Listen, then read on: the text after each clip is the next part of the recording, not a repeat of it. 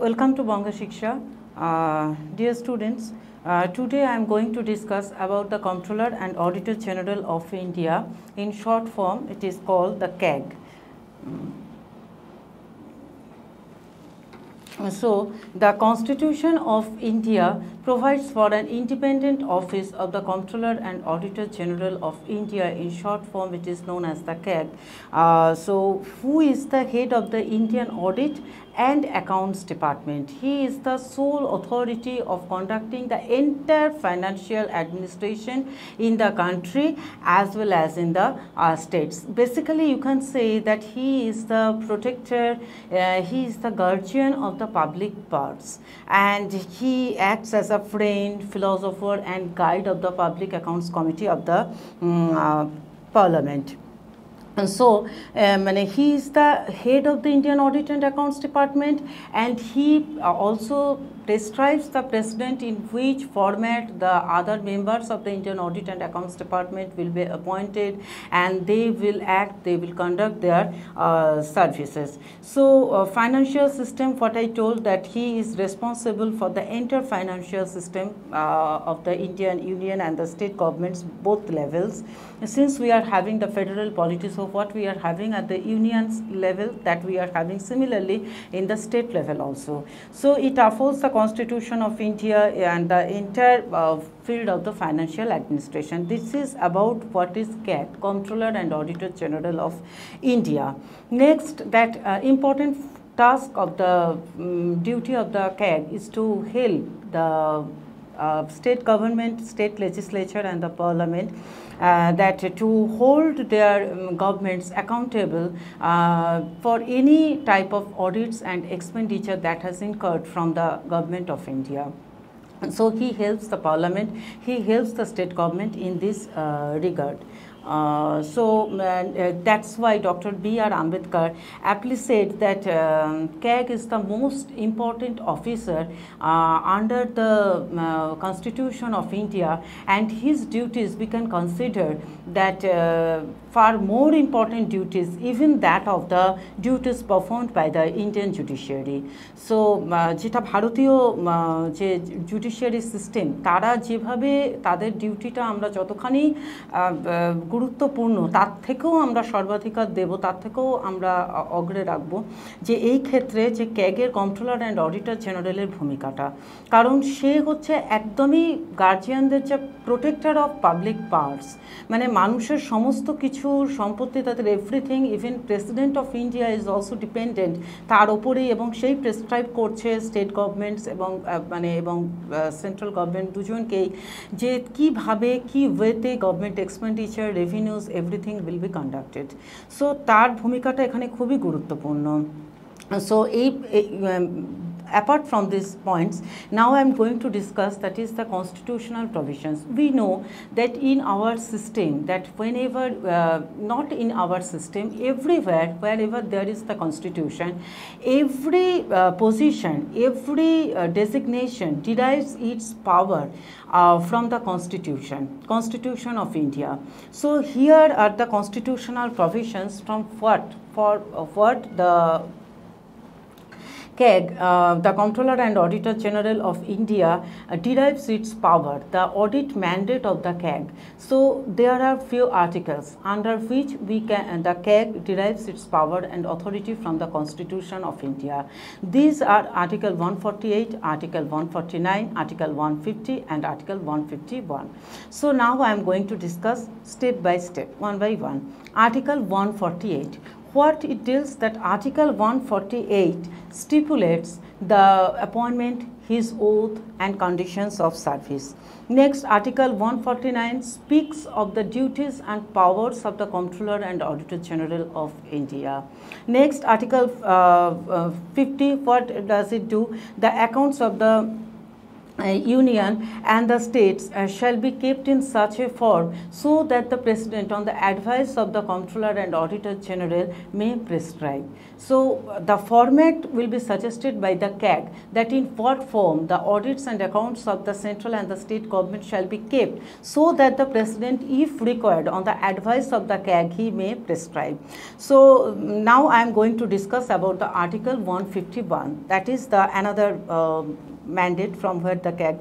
So, the reports of the CAG, that Comptroller and Auditor General, whatever he prepares the report, always be submitted to the President of the Government of India, so that in case he can place them before the each houses of the Parliament.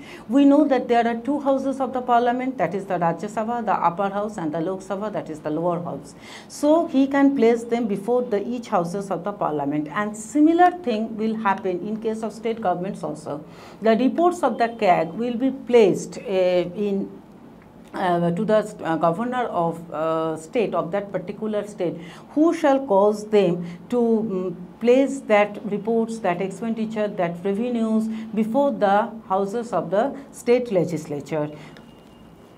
So, next I am going to discuss about the important audit duties of the CAG. So, what are the important audit duties that we should now discuss? That he ensures that the appropriations made by the Parliament, whatever that appropriations are made by the Parliament, that whatever the Parliament guarantees, the Parliament suggests, that it should not have exceeded without proper sanction. That is the main thing what he will discuss, that he ensures that the appropriations made by the Parliament have not been exceeded without proper sanction. This is the one important audit duties of the CAG.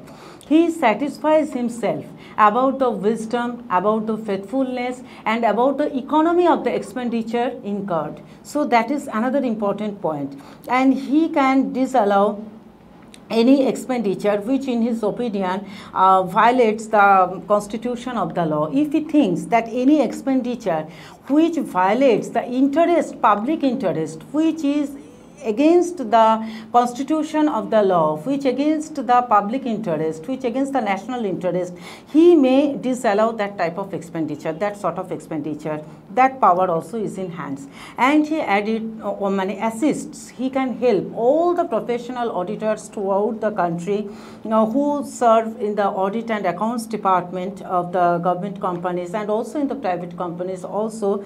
He assists them. So he audits the Indian governments all over, audits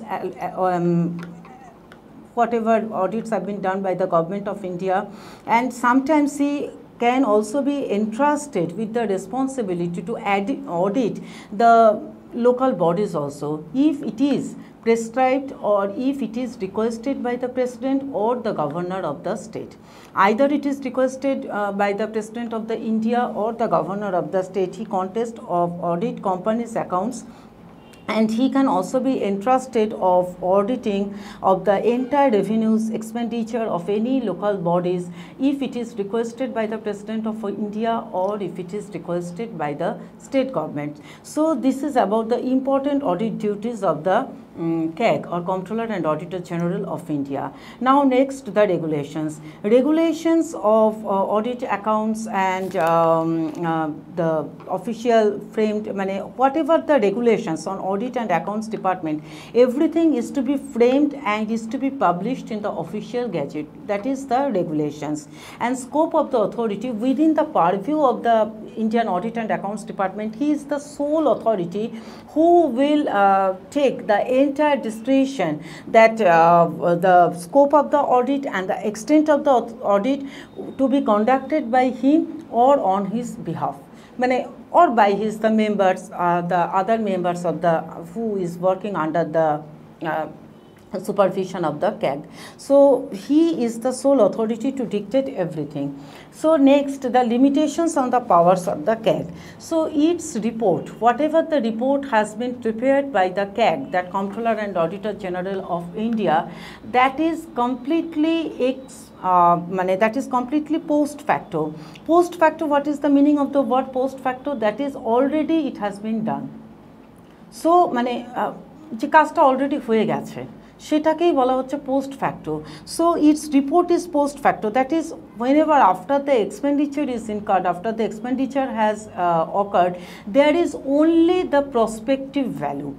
There is only the prospective value, means you can improve the entire system, you can improve the entire management procedures, etc., but nothing else. So it is post facto, its report is post facto. That is one of the important limitations on the powers of the CAG. Next, secret service expenditure. So secret service expenditure is outside the purview of the CAG, that there is secret service expenditure is completely the domain, outside of the domain of the purview of the CAG.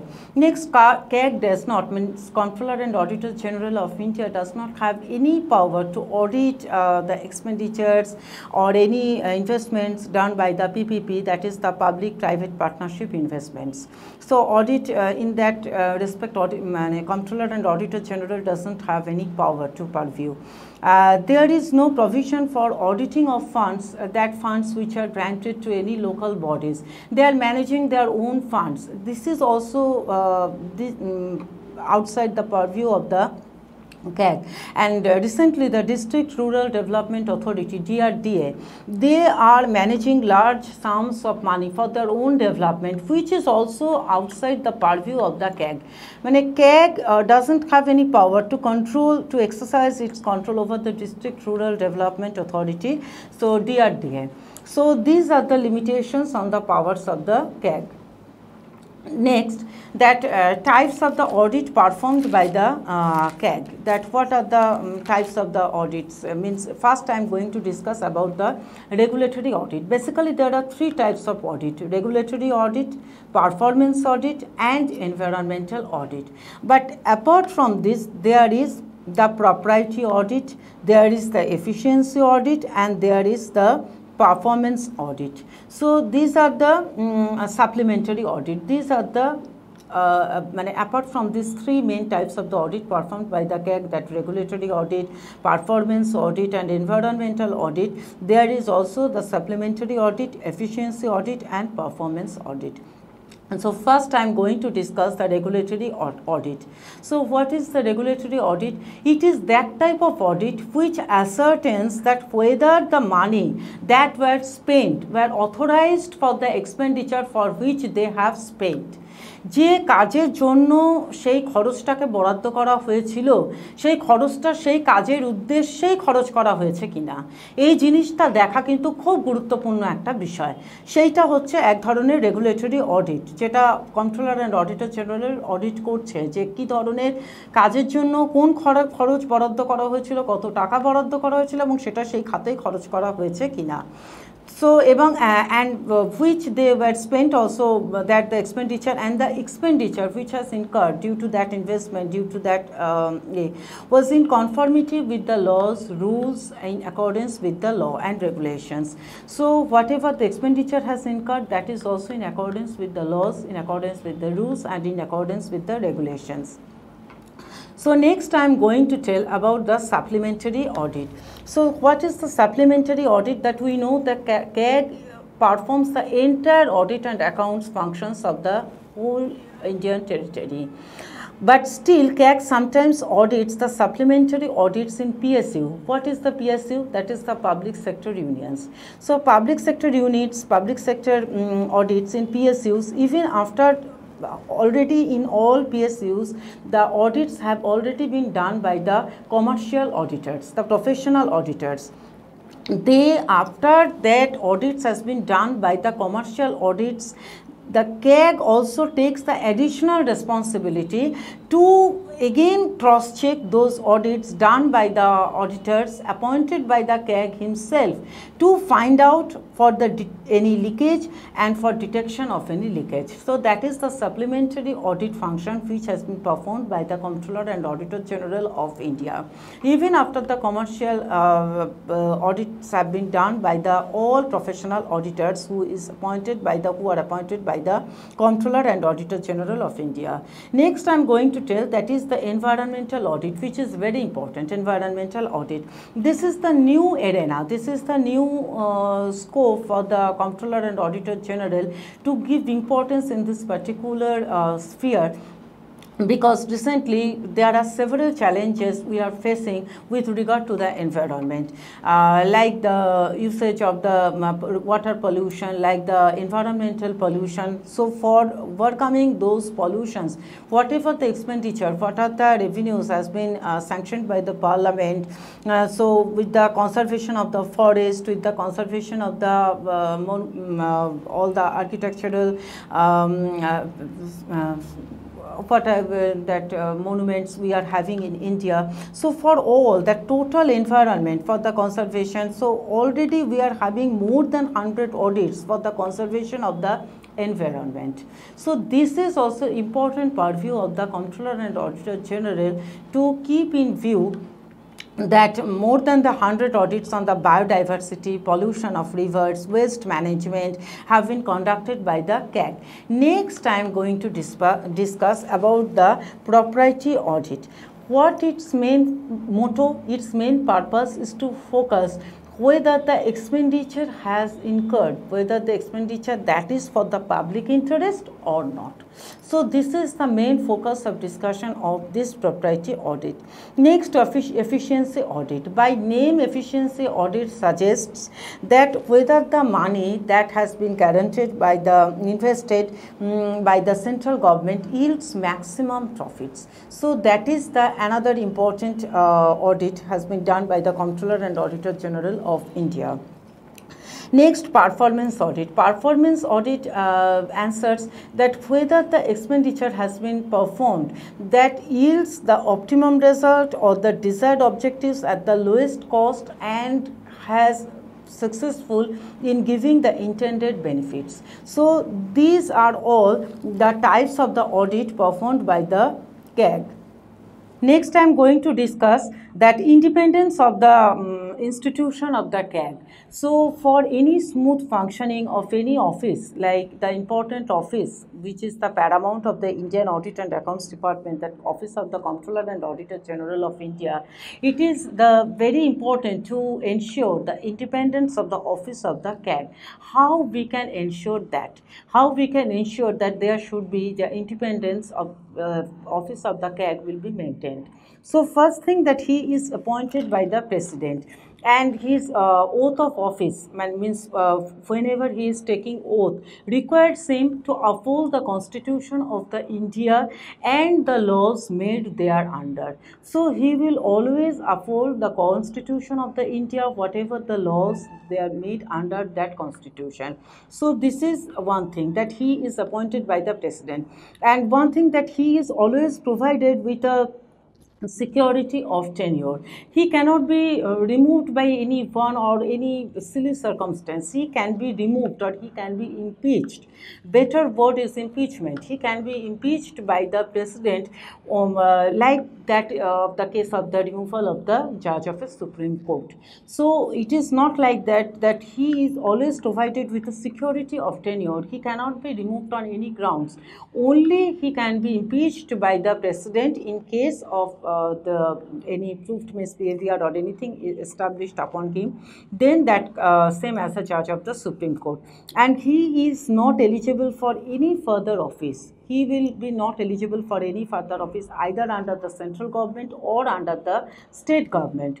So whenever he ceases to hold his office, and his all expenses regarding his salary, his pensions, his pensions after the retirement, service conditions, though determined by the Parliament, but cannot be varied to his disadvantage after appointment. So whenever he is appointed, his all the allowances, his service conditions will though determined by the Parliament but cannot be varied.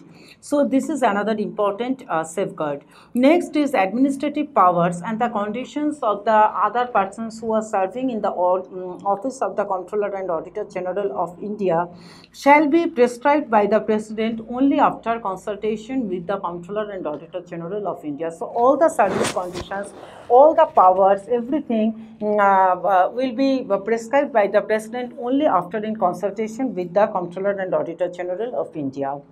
And the administrative expenses of the Office of the Comptroller and Auditor General of India and pensions, all the persons who is serving under that particular department, Indian Audit and Accounts Department, allowances in that office are charged from the Consolidated Fund of India and are not subject to the vote of the Parliament. So all these expenses will be charged from the Consolidated Fund of India. So these are the important safeguards to ensure the independence of the Office of the Comptroller and Auditor General of India. Now already I have discussed that what are the sources of the audit mandate of the CAG. Next I am going to discuss the duties of the CAG. What are the important duties performed by the Comptroller and Auditor General of the India. So first important duty which is performed by the Comptroller and Auditor General of India is the duty that he audits all the expenditure which incurred from the Consolidated Fund of the India, which incurred from the Contingency Fund of the India, and which incurred from the each state and union territories having legislative assembly. So he that is accountable for all the expenditure that has incurred from the Consolidated Fund of India, from the Contingency Fund of the India as well as of the states and of the union territories having legislative assembly. And he audits all trading, manufacturing, profit and loss sheets, balance sheets and any other subsidiary accounts kept by any department either by the central government and the state governments. So this is another important audit duty of the Comptroller and Auditor General. Next, he audits the receipts and the expenditure of all bodies, including the authorities that which are substantially financed from the union government and from the state governments. That he audits all the receipts and expenditure from all the authorities substantially financed either by the central government or by the state governments as and when required by the President to do so. So this is another important audit duty, and he audits all the accounts of other authority. Like in my initial, I told that he audits sometimes the audit all the expenditure and the revenues incurred by the local bodies. So if it is requested by the President or the Governor, he audits the accounts of the other authority also. What are the other authorities? That is the local body, if it is requested either by the President or by the Governor to do so. And he advises the President regarding the format in which the audit and accounts of the center and the state shall be kept. So, and all the audit reports prepared by the Comptroller and Auditor General of India shall be placed before the President as well as shall be placed before the Governor of the state, so that the President of the India or the Governor of the state can place them in case of the President of India in both houses of the Parliament, and in case of the state governor before the state legislatures, in the both houses of the state legislatures. And he certifies the net proceeds of any tax, any duty, and his certificate is final on that particular matter. So this is another important audit duty. And what I told at the beginning, that he acts as a friend, philosopher and guide of the Public Accounts Committee of the Parliament. And he submits 3 types of audit reports to the President. Audit reports on the application accounts, audit reports on the finance accounts, and audit reports on the public undertakings. So these are the 3 types of the audit which has been prepared by the Comptroller and Auditor General of the India. That audit reports on the application accounts, audit reports on the finance accounts, and audit reports on the public undertakings. So this is about the duties of the Comptroller and Auditor General. Next, what I am going to tell, that is also very important, that limitations of the powers of the CAG. So limitations of the power of the CAG, as I told, you have to remember it very carefully that its report is always post facto, that is after the expenditure has incurred, there is only the prospective value, and secret service expenditure is kept outside the purview of the CAG. Then DRDA, they are also managing their own funds, the local bodies also managing their own funds, and CAG does not have the power to audit the public-private partnership investments also. So independence of the CAG also I have told, and constitution also I have discussed. So this is all about the CAG. So thank you. This is all about the CAG.